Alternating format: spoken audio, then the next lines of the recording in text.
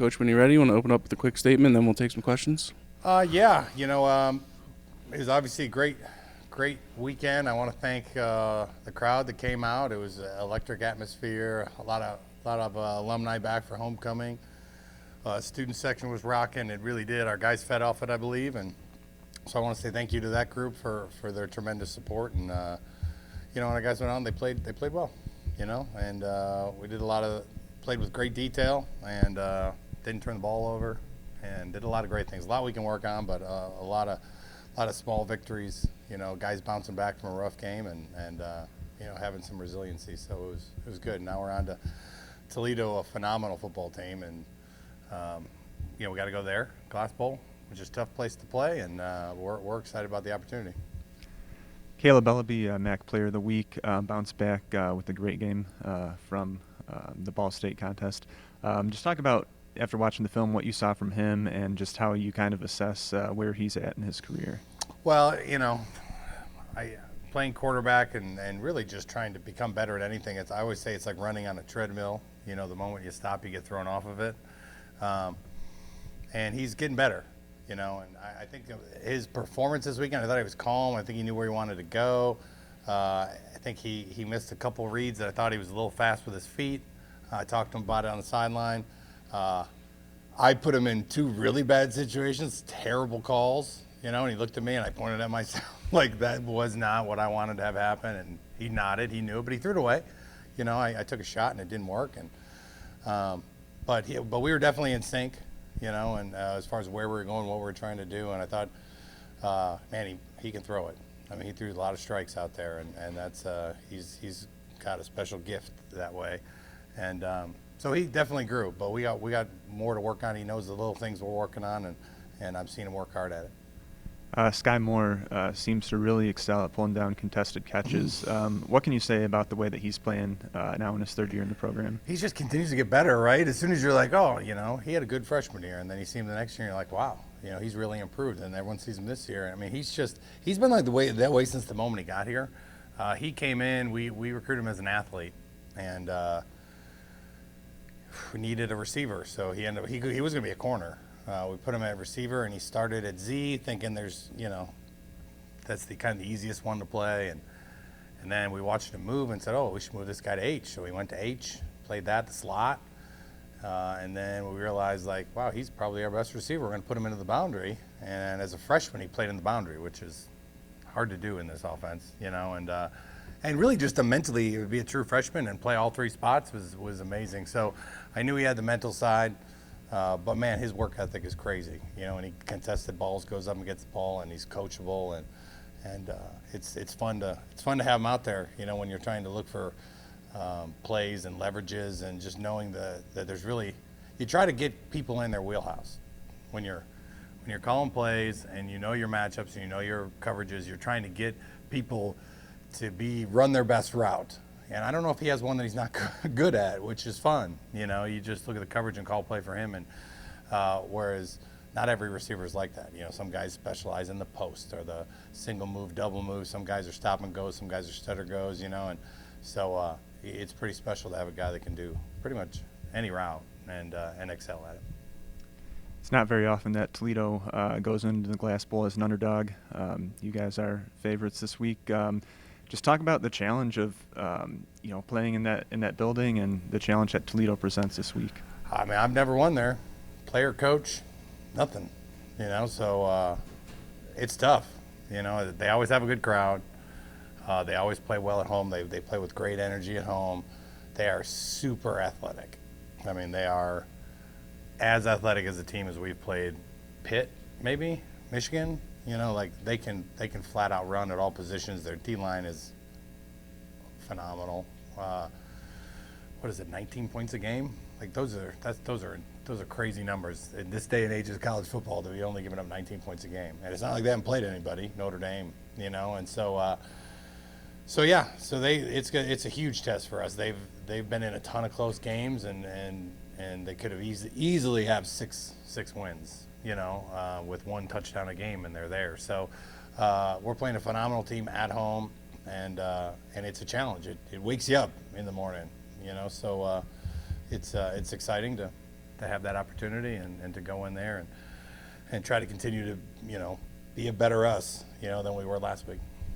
How has the offense looked in practice this week, and what's their mindset, knowing the challenge at hand with that Toledo defense? I think they're excited about it. I think there are some similarities to what we're doing on defense and what they do on defense. I just think that the fronts are unique. We go against a pretty darn good front ourselves, all training camp and all spring.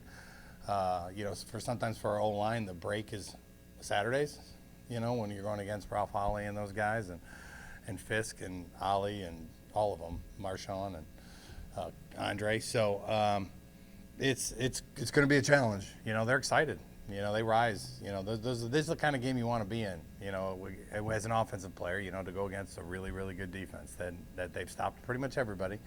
They can cover. I think their corner, Womack, is as good as we've seen. I think he'll play on Sundays, I'm pretty sure, and they can run.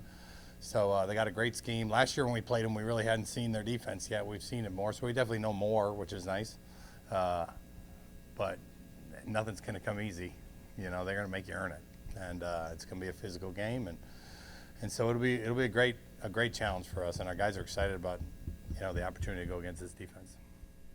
If there's one area on their team where maybe they're not up to their usual standard, it looks like to be the offensive line. How important is it going to be for your guys to pressure the pocket and kind of, reestablish that line of scrimmage when they try to run the ball? Yeah, they've struggled more than they have. I mean, Toledo is traditionally a offensive kind of a powerhouse, and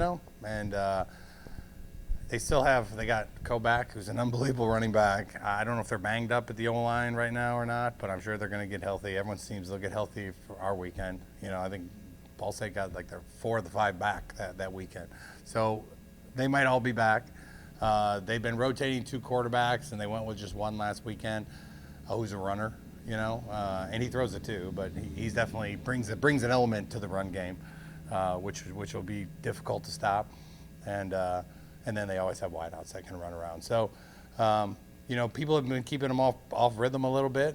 Some of that's some breakdowns of the O-line, but you just got to keep them off rhythm because we all know when they get in rhythm what that offense can do quickly, And so, and the added element I think about, I know Coach Candle, and he's great offensively, So now you just gave him a running quarterback, so he's got more things he can do, So I'm sure he's in the lab coming up with more things and make it harder to stop. So it's going to be a challenge. Our defense is excited. We got to get whoever's at quarterback every week. You try to get them uncomfortable. That's what happened to Caleb at Ball State. Like it's hard. It happened to me. You got to try to make it a tight pocket and make him make throws with people in his face. And hopefully, no matter who plays quarterback, we're able to do that. You mentioned Dequan Finn's ability as a runner. He and Carter Bradley obviously have both seen a lot of snaps at quarterback for Toledo. How hard is it to game plan defensively for 2 quarterbacks with such different styles? Well, when it comes to the RPO game and the pass game, it's the same with both of them. The run game's the only thing that's different. They second half of last game, they had some more true design runs, like the quarterback's the running back and the running back's the fullback now, and so, so there are some run game issues that you're gonna have to deal with when Dequan's in there. But when it comes to the passing game, they're gonna do what they do. Run game, they're gonna do what they do. When it comes to getting Koback his touches, and he's a great player. So yeah, it's really just in the run game. You gotta make sure when Dequan's in because of some of the stuff he can do with his feet. Then looking back at your offense, you had more yards and more points than any other FBS team this past week. Got over 300 yards passing and rushing.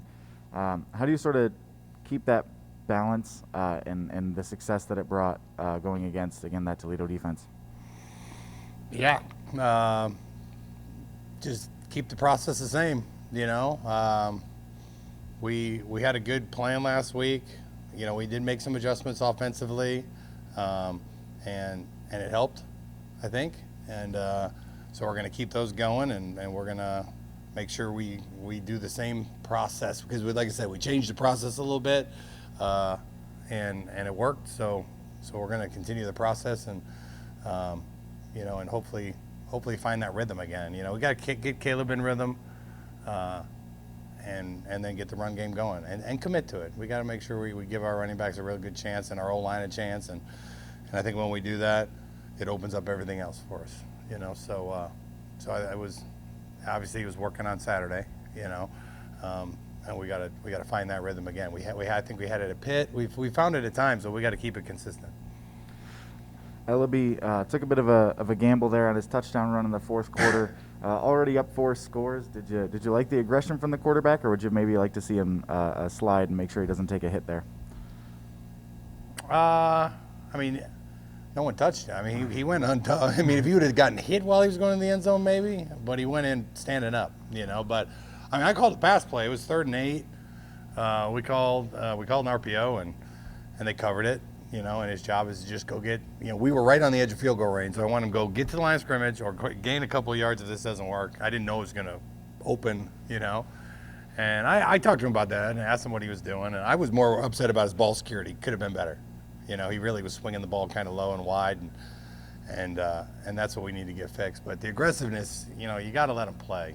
And he slid earlier on in the game, and he took one hit because he made a bad read, and I told him, you're going to learn. You make a bad read, you deserve to get hit. You're going to learn. That's a great way to learn.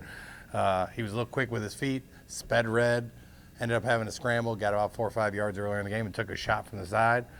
And it's the best way to learn. Every time you're wrong, you get hit by a 300-pound guy. You learn quickly.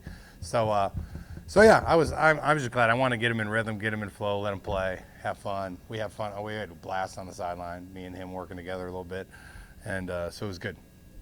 You had a positive turnover differential once again on Saturday, forcing a takeaway without giving up the ball at all. How important is that going to be, especially this weekend against Toledo? I mean, it's huge. Look at the Ball State game. Kind of tells the story. You turn the ball over 4 times, can't win. You hold on to the ball, you're going to be in every game.